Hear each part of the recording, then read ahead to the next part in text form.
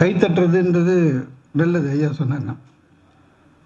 ஏன்னா வாய் விட்டு சிரித்தால் நோய் விட்டு போகும்னு கேள்விப்பட்டிருக்கோம். யாரும் சிரிக்கிறதில்ல. அதே மாதிரி யுஎஸில் ஒரு ஆராய்ச்சியில் கண்டுபிடிச்சிருக்கு, அடிக்கடி நம்ம கை தட்டினோம்னா இந்த உள்ளங்கையில் இருக்கிற நரம்புகள் எல்லாம் தூண்டப்பெற்று உங்கள் செல்லெல்லாம் சீக்கிரமாக வளர்ச்சி அடையும். அந்த சீக்கிரமாக வளர்ச்சி அடையிறதுடைய பலன் என்னென்னா, உங்கள் ஆயுசில் ஒரு 10 வருஷம் எக்ஸ்ட்ரா கிடைக்கும். அதனால் யார் யாருக்கு ஆயுசில் 10 வருஷம் எக்ஸ்ட்ரா வேணுமோ அவங்க கை தட்டுங்க. இல்லை, அந்த ஆராய்ச்சியில் இன்னொன்று சொல்லியிருக்காங்க கூடவே, அடிக்கடி கை தட்டினா பெண்களுக்கு முடி கொட்டாது, நீளமாக வளரும்னு சொல்லியிருக்கான். எனக்கேங்க 200 வயசு வரையும் இருக்கிறதுக்கு வாழறதுக்கான ரகசியம் எனக்கு தெரியும். 150னா நம்புறீங்கல்ல, நான் போகும்போது அந்த ரகசியத்தை சொல்கிறேன். நான் இங்கே வந்தவுடனே நம்ம தலைவரை பார்த்தோன்னே பயந்தேன். அவர் தான் முதல்ல பார்த்தேன். ஏன்னா எனக்கு Shanmuga Sundaram sir dress code பற்றி ஒன்றும் சொல்லலை. நான் எப்போவுமே இந்த பேண்ட் ஷர்ட்டு தான். அவர் கோட் சூட்டோடு இருக்கவே பயந்துட்டேன். ஒருவேளை ட்ரெஸ் கோடு இங்கே கோட் சூட் போல் இருக்குன்னு. சில விழாவில் அப்படி தான். என்கிட்ட கோட் சூட் இருக்குது. முன்னெல்லாம் மோட்டிவேஷன் கிளாஸு, இந்த ரோட்ரி கான்ஃபரன்ஸு, ஐயா கூட கோட்டில் வந்திருக்காரு. அதெல்லாம் போட்டு போனேன். என்ன ஒன்று, இப்போ 2-3 வருஷமாக கோட்டு போடக்கூடாதுன்னு ஒரு முடிவோடு இருக்கேன். ஒரு மோட்டிவேஷன் கிளாஸுக்கு கோட்டு போட்டு போனேன். ஒரு தம்பி கிடுக்கிடுன்னு வந்து ஒரு செல்ஃபி எடுத்துக்கிறேன் சார். நான் எடுத்துக்கினே கேட்டான், சார் உங்கள் 2வது சொந்த படம் எப்போ வருதுன்னா. நான் படமே எடுக்கலை. நான் இல்லை பாடினேன். அப்போ லெஜெண்டு நடித்த சரவணா ஸ்டோர் ஓனர் நீ இல்லையா சார்னா. அவன் அவரை கிண்டல் பண்ணுறானா என்ன கிண்டல் பண்ணுறானா ஒன்றும் புரியல. அன்னையோடு அந்த கோட்டு போடுறது நிறுத்திட்டேன். சில இடத்துல பேச கூப்பிடுவாங்க, நம்மளை பேச வச்சுட்டு முன் வரிசையில் உட்காந்து நம்மளே உத்து பார்ப்பான். நமக்கு பயமாக இருக்கும். பட்டன் போடாமல் வந்துட்டோமா, ஏன் இப்படி பார்க்குறாங்கன்னு. அதனால் சில பேர் ரசிப்பாங்க, சில பேர் ரசிக்க மாட்டாங்க. சில பேர் எப்போவுமே பின்னாலேயே உட்காருவாங்க. ஏன்னா உட்காரலாம், நல்லா இருந்தால் இருக்கலாம், இல்லைன்னா அப்படியே கிளம்பி போயிடலான்னு. நான் எப்படின்னா அதுக்கு ஒரு டெக்னிக் கண்டுபிடிச்சேன். என்னென்னா, நான் பேச ஆரம்பித்த உடனே இந்த முதல் வரிசையில் இருக்காங்கல்ல, அதில் ஒரு 3 பேரை கரெக்டாக பார்த்து அப்படியே கண்ணிலே அரெஸ்ட் பண்ணிடுவேன். அவங்கள பார்த்தே பேசுவேன். ஏன்னா தப்பிக்கவே முடியாது. அவங்க நம்மக்கிட்ட மாட்டிப்பாங்க. வேறு வழி கிடையாது, யாரையாவது பார்த்து பேசணும்ல. அதில் அந்த மாதிரி பேசின்னு இருந்தேன். திடீர்னு ஒரு நாள் பார்க்குறேன், ஒரு கூட்டத்தில் சார் 3 பேரை பார்த்து பேசினுங்கிறோம். அதில் ஒருத்தர் உஷாராயிட்டார். அடடா, இவன் நம்மளை பார்த்தே பேசின்னு இருக்கான், எழுந்துக்க முடியாது போல இருக்குன்னு. அவர் என்ன பண்ணார், நம்மால் தானே. அவர் என்ன பண்ணார், உடனே செல்ஃபோன் எடுத்துட்டார். எடுத்து வருங்க அப்படியே பார்த்துட்டு இருக்காரு. எனக்கு பேச்சு ஓடல. ஏன்னா முதல் வரிசையில் உட்காந்து ஒருத்தர் செல்ஃபோனையே இது பண்ணிட்டு இருந்தா நமக்கு எப்படி பேச்சு ஓடும். எனக்கு டென்ஷனு. முடிஞ்சவொன்னே அவரை கூப்பிட்டேன். சார் செல்ஃபோன் உங்களுது தான், நீங்கள் எப்போனாலும் ஆப்ரேட் பண்ணிடலாம், தப்பில்லை. ஆனால் ஒருத்தன் பேசுகிறேன், நீங்கள் பண்ண செல்ஃபோன்னா எனக்கு டிஸ்டர்பன்ஸாக இருக்குது. அவர் என்ன சார் தப்பாக நினச்சிட்டீங்க, யூடியூப்பில் உங்கள் பேச்சு தான் சார் கேட்டுனுக்கிறேன் அப்படின்னு.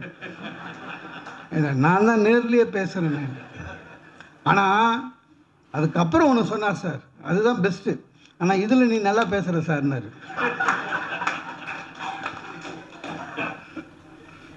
இவங்க சிறப்பு கூட்டம் நடத்துகிறாங்க.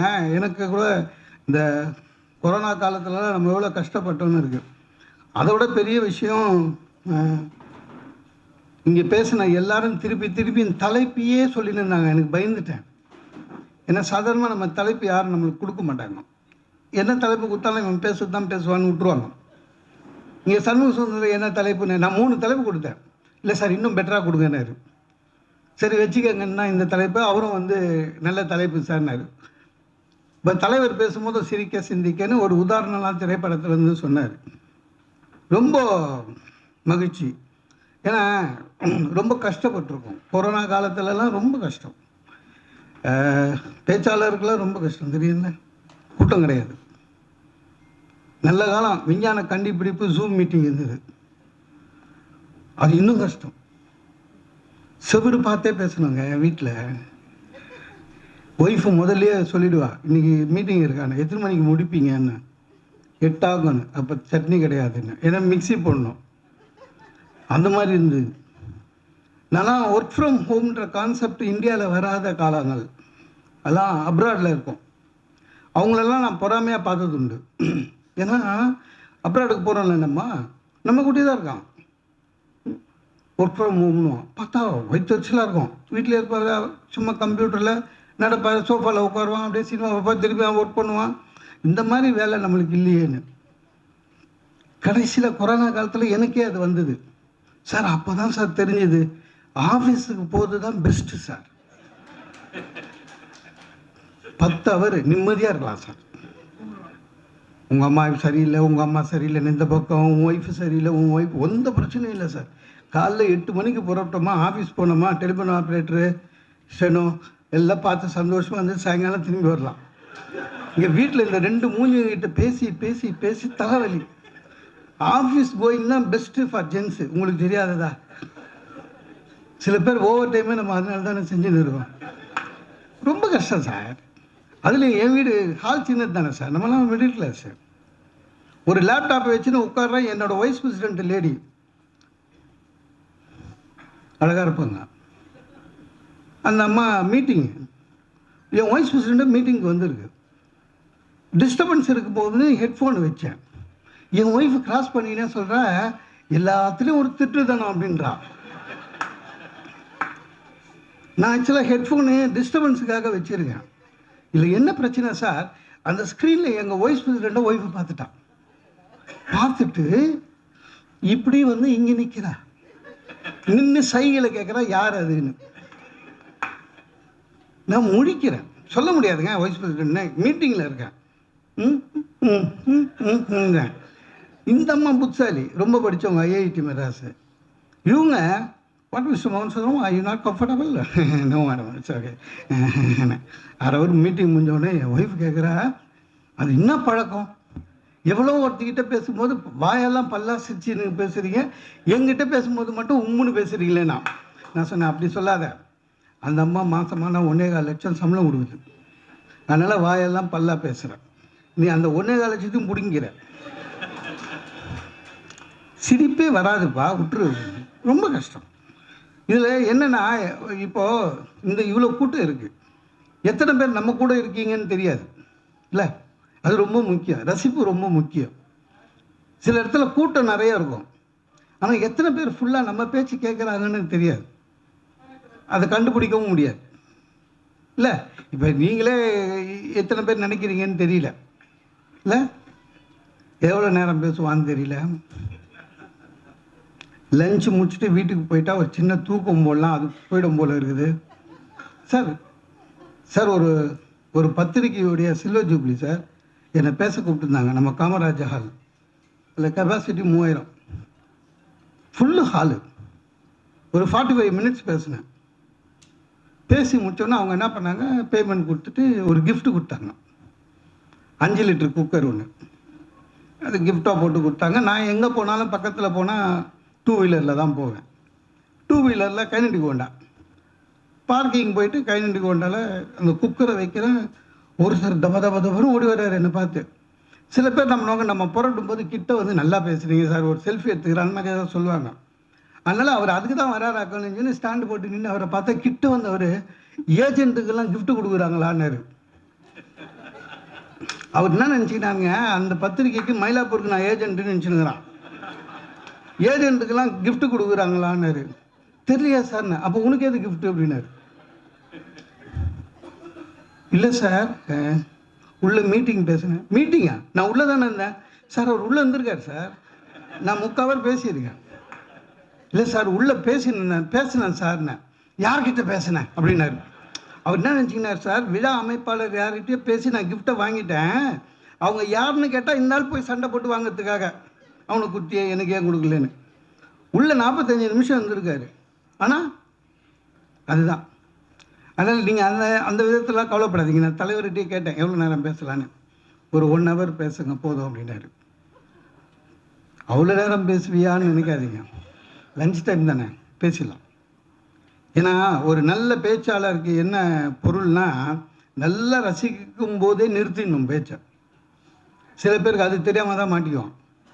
ஒரு பேச்சாளர் பேசினே இருந்தான் சார், நல்லா ரசித்தாங்க, அவருக்கு ரொம்ப ஆசையாயிடுச்சு, இந்த மாதிரி ரசிக கூட்டம் என்றைக்கு கிடைக்க போகுதுன்னு 45 நிமிஷம் பேசிட்டு இன்னொரு 15 நிமிஷம் பேசினான். டென்ஷன் ஆனாங்க. இருந்தாலும் ஒரு பெருந்தன்மையாக ஒத்துக்குனாங்க.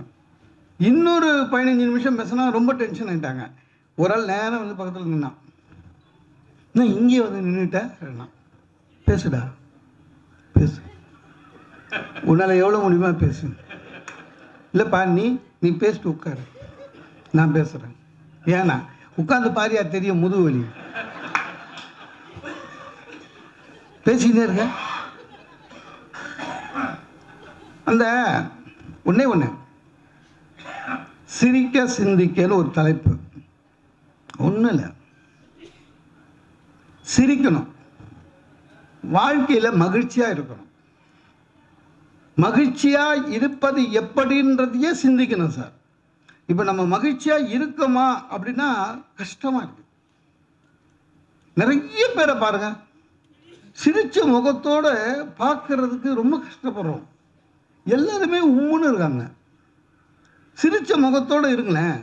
உண்மையிலே சொல்கிறேன், நாளையிலேருந்து நீங்கள் சிரிச்ச முகத்தோடு இருங்க சார், எல்லாருக்கும் உங்களை பிடிக்கும். உண்மை. ஒரு பேங்க்குள்ளே போங்க சார், 4 கவுண்டர் இருக்குது. அதில் 4 கவுண்டரில் இருக்கிற கிளர்க்கில் ஒரு கவுண்டரில் இருக்கிற கிளர்க்கு மட்டும் சிரிச்சா மாதிரி வேலை செய்யலாம் வச்சுங்க, எல்லா கஸ்டமரும் அந்த கவுண்டருக்கு தான் போவோம். நம்மளே சொல்லியிருக்கோம்ல, நல்ல சார், சிரிச்ச மூஞ்சி நல்லவன். ஆக்சுவலாக விசாரிச்சு பார்த்தா அவன் தான் திருடுனா இருப்பான், அது வேறு விஷயம்.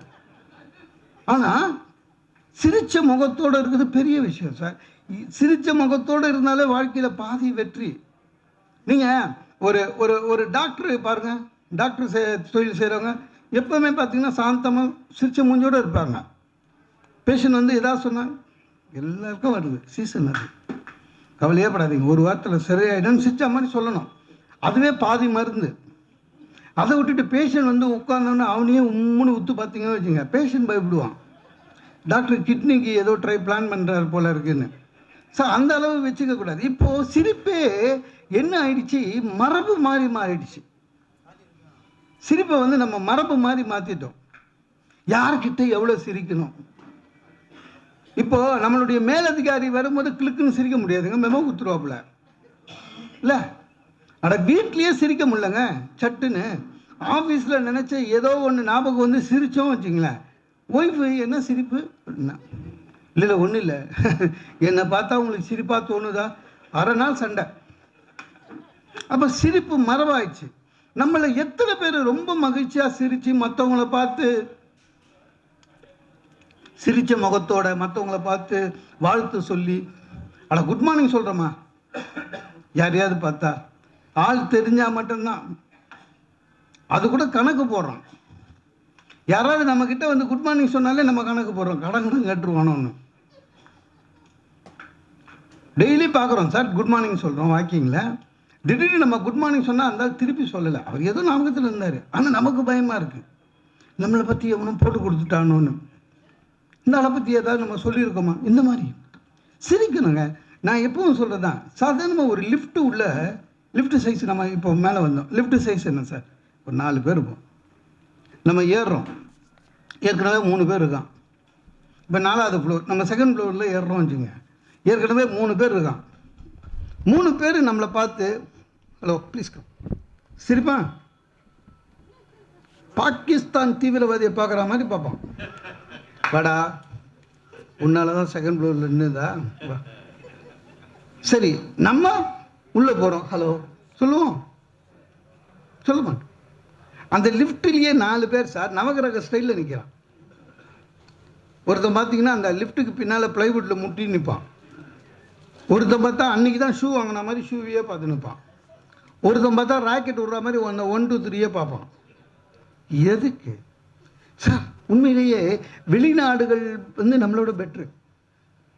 அவங்க மனுஷங்களை மதிக்கிறாங்க. நம்ம இங்கே வந்து சும்மா சொல்கிறோம், ஐரோப்பியத்தில் வந்து யூஎஸ்லலாம் வந்து தனி மனித ஒழுக்கம் இல்லை, அதெல்லாம் இல்லை, நிறைய இருக்குது. நான் பார்த்துருக்கேன். அங்கெல்லாம் போய் மாத கணக்கில் தங்கியிருக்கோம். நான் தங்கின வீட்டுக்கு வெளியில் வந்து நிற்பேன் சார். நின்னா அமெரிக்கன் வாக்கிங் போவான். அவன் இருப்பான் ஒரு 6 அடிக்கு. வாக்கிங் போவான். யாருன்னே தெரியாது. ஆனால் ஹாய் குட் மார்னிங் அண்ணா, have a good day, great day, ஏதோ சொல்லிட்டு போகிறான் சார். நான் திருப்பி சொல்கிறேனா இல்லையான்னு கூட கவலைப்பட மாட்டேன் சார். சிரிச்ச மாதிரி சொல்லிட்டு போகிறான். ஒரு நல்ல பழக்கம் சார். ஒரு மனுஷனுக்கு தேவையான அடிப்படை பழக்கம் மற்ற மனிதர்களை, சக மனிதர்களை பார்க்கும்போது வாழ்த்துதல். அது நமக்கு இல்லை. வாழ்த்துதல், வாழ்த்து பெறுதல் இல்லை. எல்லாருமே அப்படிதான். அங்கே வீடுகள், நம்ம இங்கே சும்மா சொல்லின்னு இருக்கோம், அமெரிக்காவில் குடும்பங்கள் நசிந்து விட்டது, விவாகரத்துகள் அதிகமாயிற்று. இங்கே ஜாஸ்தி இருக்குது. நம்ம நீதிபதிக்கு தெரியும், குடும்ப நீதிமன்றத்திலலாம் பெரிய கியூ நிற்கிது. நான் சொல்கிறது கரெக்டானு தெரியல சார். பெரிய நீதிமன்றமே கோடை விடுமுறை விடுறாங்க. ஆனால் குடும்ப நீதிமன்றம் வழக்கம் போல் செயல்படுன்றாங்க சில வாட்டி. ஏன்னா கியூ பெருசு. அதனால் விவாகரத்து இங்கே இருக்குது. ஆனால் ஒரு விஷயம், அமெரிக்காவில் குடும்பங்கள், கணவன் மனைவி என்பவர்கள் இருக்கிற வரையும் நண்பர்களாக இருக்கிறார்கள். இங்கே அந்த மாதிரி கிடையாது. நம்ம ஆண் பெருசு, பெண் சின்னது, உன் வேலை என் வேலை, அங்கே அப்படி கிடையாதுங்க. அங்கே ஒய்ஃப் சமையல் பண்ணின்னு இருக்கு, ஹஸ்பண்டு பாத்திரம் விளக்குறான் சிரிச்சுக்கின்னு. இந்த யூஎஸ் போயிட்டு அங்கேயே செட்டில் ஆகிட்டு நம்மக்கிட்ட இங்கே வந்து சொல்லுவாங்க தெரியுமா, US citizen, green card holder, அப்படிலாம் நம்மளை வெறுப்பேற்றுவாங்களே. எல்லாம் பாத்திரம் தொலைகிறாங்க, பார்த்துருக்கேன். ஆனால் மகிழ்ச்சியாக தொலைகிறான். என் தொலைக்கினே கேட்குறான், hi dear, any other vessel அப்படின்றான். அந்த மாதிரி 2 குண்டா எடுத்து போடுது, அதையும் சேர்த்து தொலைகிறான். சார் தொலைக்கி முடிச்சுன்னா அந்த அம்மா சொல்லுது சார், ஹஸ்பண்டை பார்த்து thanks darling, I love you அப்படின்னு. ஃப்ரெண்ட்ஸு ஆஃபீஸ் ரூமில் அந்த அம்மா இவனுக்கு ஹெல்ப் பண்ணுது, thanks darling, I love you. இதுதான் நட்பு. இங்கே அப்படி கிடையாது. நான் ஆக்சுவலாக அமெரிக்காவிலேருந்து வந்தவொடனே நல்ல விஷயத்தங்களை நம்ம இந்தியாவில், தமிழ்நாட்டில் இம்ப்ளிமெண்ட் பண்ணலான்னு நினச்சி, என் தெருவில், நான் இங்கே தான் இருக்கேன் ராயப்பேட்டையில், கவுடியமட் ரோட்டில் ஒரு தோமையப்பன் தெருன்னு தெருவில் தான் இருக்கும். ஒரு ஆட்டோ போனால் வெளியில் ஆள் வர முடியாது, அவ்வளோதான் தெரு. நான் வாக்கிங் போனேன். எதிர்க்க நான் என் தெரு ஆள் 4 பேர் வந்தான். அமெரிக்கா ஞாபகம் வந்தது. Hi good morning, how are யூன்னு நின்ட்டானுங்க. நின்றுட்டு என்னை பார்த்து பயப்படுறானுங்க, கடிச்சிருவோன்னு. அதில் ஒருத்தன் சொல்கிறான், சார் குளூரில் போய் 1.5 மாதம் இருந்தான்ல, அதே குட் மார்னிங் சொன்னதுக்கு. சார் வீட்டில் அமெரிக்காவை இம்ப்ளிமெண்ட் பண்ணலான்னு நினச்சேன். என் ஒய்ஃபுக்கிட்ட ஒரு காஃபி கேட்டேன், கெடுத்துன்னு வந்து கொடுத்தா. அமெரிக்கா ஞாபகம் வந்தது, thanks darling, I love you அப்படின்னா. முடிஞ்சு போச்சு. சோஃபாவில் உட்காந்து ஓன்னு அழுகுறான். ஏன்னா 20 வருஷமாக நான் அந்த மாதிரி சொன்னதே இல்லை லவ் யூன்னு. அவன் ஏன் அழுகுறான்னா, நான் அவளை லவ் யூ சொன்னது நம்பலை, வேற யாருக்கோ சொல்கிறதுக்கு இவகிட்ட சொல்லி ட்ரையல் பார்க்குறேன்னு நினச்சினுங்கிறான். ரொம்ப கஷ்டம். நம்ம யாருக்கு எப்படி வரும் வாழ்க்கையில் வந்து இல்லை, எந்த நிலையில் நாம் இருக்கோம். ஒவ்வொரு நாளுமே நல்லது செய்யணும். ஒவ்வொரு நாளுமே மற்றவர்களை நம்ம சக மனிதர்களாக மதிக்க ஆரம்பிச்சிட்டோம்னாலே நாம் மகிழ்ச்சியாக இருக்கிறதுக்கு அதான் அடிப்படை. சார் சில பேர் சொல்லுவாங்க, சார் நல்லது செய்யுங்க உங்களுக்கு எல்லாம் நல்லது நடக்கணும். வள்ளுவரை சொன்னாங்களே, வள்ளுவர் மாதிரி நல்லது செய்யணும். நன்றாற்றல் உள்ளும் தவறுண்டு, அவரவர் பண்பறிந்த ஆற்றாக்கடை. நான்லாம் சேவை செய்யணும், பொது சேவை செய்யணும்லாம் முன்னால் இருந்தது. இப்போ அது இல்லை, வயசாக அதெல்லாம் போயிடுச்சு. ஏன்னா வாங்கின அடி அந்த மாதிரி. ஒன்றும் இல்லை, நீங்கள் பேங்க்கு போய், இப்போ நம்ம எல்லாமே ஏடிஎம்மு அப்படியே கம்ப்யூட்டர்லேயே ட்ரான்ஸ்ஃபர். பேங்க்கு போய் பார்க்கும்போது பாருங்களேன், பேங்க் வரான் சார், எல்லாம் எடுத்துன்னு வரான். Cellphone, bag, charger, headphone, power bank எல்லாம் எடுத்துன்னு வரான். பேனா மட்டும் எடுத்துன்னு வர மாட்டான். பேனா மட்டும் அங்கே பார்த்தீங்கன்னா பிச்சை எடுப்பான் நம்மகிட்ட வந்து. ஆனால் தமிழ் தெளிவானவன். பிச்சைன்னு முடிவு பண்ணிட்டா இங்கிலீஷ் தான். எக்ஸ்கியூஸ் மீ பென் ப்ளீஸ், என்ன கொடுத்தா திருப்பி கொடுக்க மாட்டான். அது இன்னொரு நல்ல பழக்கம். நான் இதுக்காகவே கொடுத்து பேனா தொலைஞ்சி வெறுத்து போய் வாழ்க்கையை ஒரு நாள் மூடியை கட்டிட்டு கொடுப்பேன். அப்படி கேவலமாக பார்ப்பாங்க நம்மளை. ஏடா நம்மம்மா மூடியை கட்டி கொடுக்குறேன்னு. சார் அப்படி கொடுத்தேன் சார், எங்கிட்ட 21 மூடி இருக்கு, அத்தோடு விட்டேன். இனிமேல் யாராவது இப்போ பேனா கேட்டால் கொடு, நானே ஃபில் பண்ணி தரேன் போ, வேறு வழியில். சார் நம்ம பேச்சாளராக இருக்கோம் சார். இந்த செங்கல்பட்டுக்கு பக்கத்தில் மதுராந்தகத்துக்கு நடுவில் ஒரு ஆதரவற்ற முதியோர் இல்லம் இருக்குது. உண்மையிலேயே ஆதரவற்ற முதியோர், பையன் கையன் யாரும் கிடையாது, சொந்தக்காரங்க யாரும் கிடையாது, உண்மையான ஆதரவற்ற முதியோர். ஒரு எல்லாம் 65+, ஒரு 60 பேர் 70 பேர் இருப்பாங்க. ஒரு நடத்துகிறாங்க. நம்ம வசதிக்கு காசு கொடுக்க முடியாது, ஆனால் ஒரு சேவை செய்யலாமேன்னு நான் என்ன பண்ணுவேன், எனக்கு மேக்சிமம் சனி ஞாயிறில் கூட்டம் இருக்கும். ஏதாவது கூட்டம் இல்லாத ஞாயிற்றுக்கிழமையில் என் சொந்த செலவில் பெட்ரோல் போட்டுன்னு அங்கே போய் அந்த முதியோர்களெல்லாம் உட்கார வச்சு ஒரு 1 ஹவர் தமாஷா பேசுவேன். நம்மளால் முடிஞ்ச சேவை. நம்ப மாட்டீங்க, கொரோனா காலத்தில் கூட பாஸ் வாங்கி போய் பேசினேன்.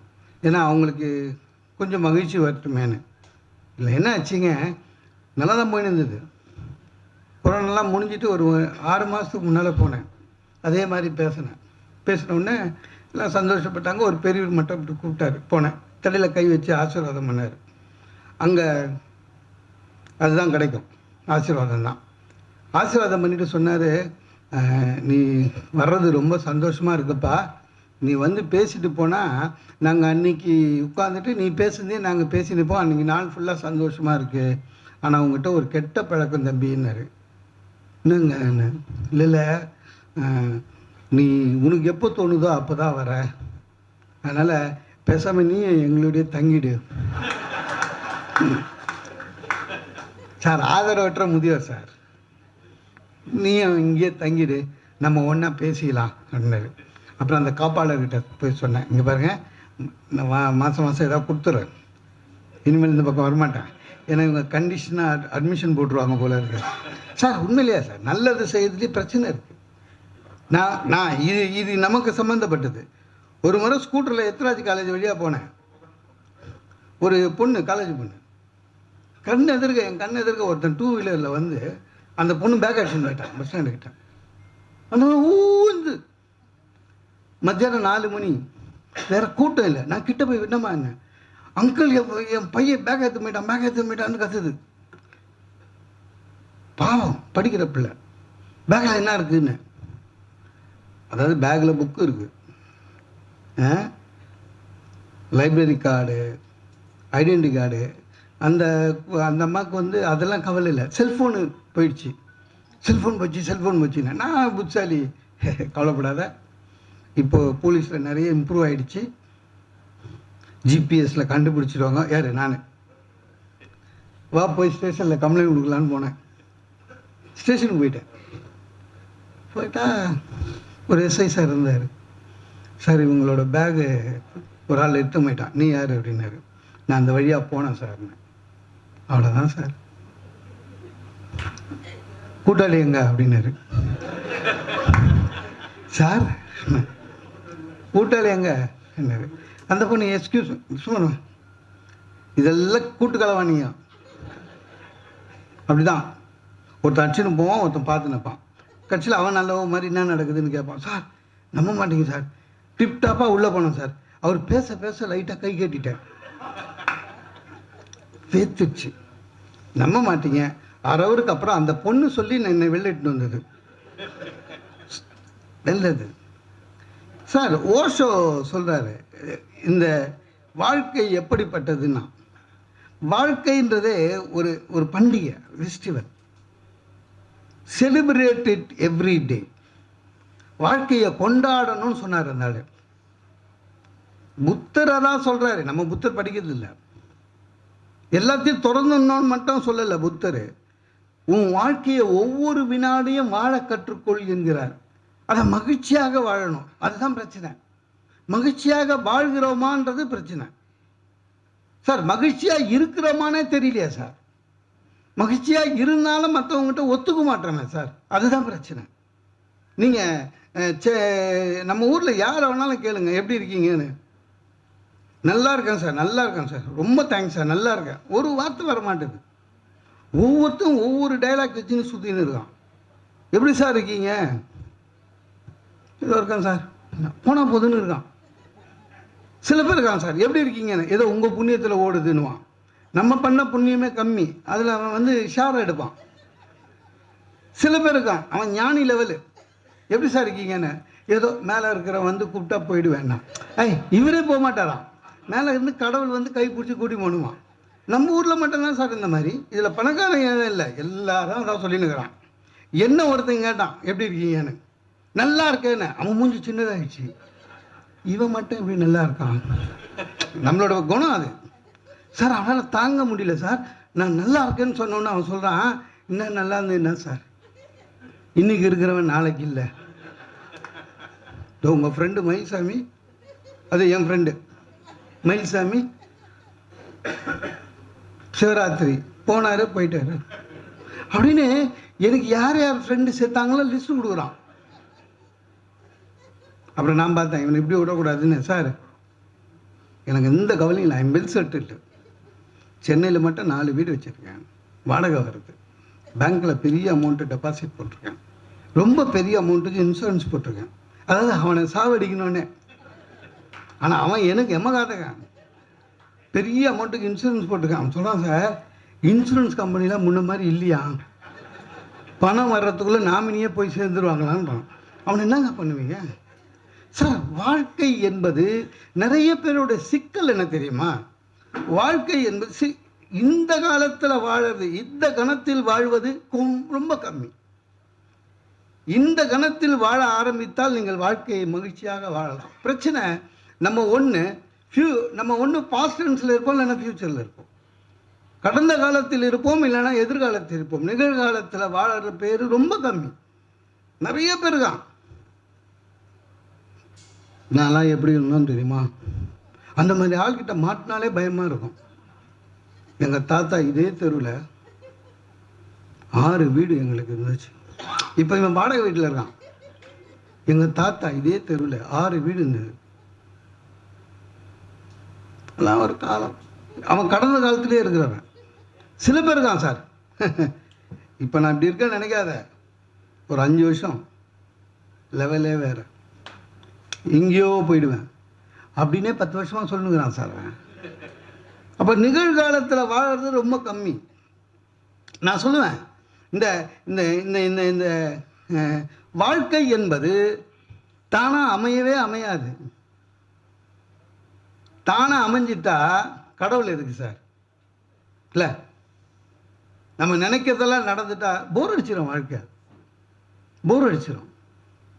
ஒரு பெரிய கோடீஸ்வரனுக்கு பையனா, நல்ல ஒரு முதலாளியா, 200 வருஷம் வாழ்ந்து, டேய் ஆமையா நீ 300 வருஷம் வேஸ்ட்டாக வாழ்ந்து என்ன பண்ண போகிற? வாழ்ந்து என்ன பண்ணுற? வாழ்க்கையை மகிழ்ச்சியாக வாழ வேண்டும். நிறைய பேருக்கு வாழ்க்கை தானாக அமைச்சிக்கணும், அமையாது சார். நம்ம பொண்ணு பார்க்குறோம்,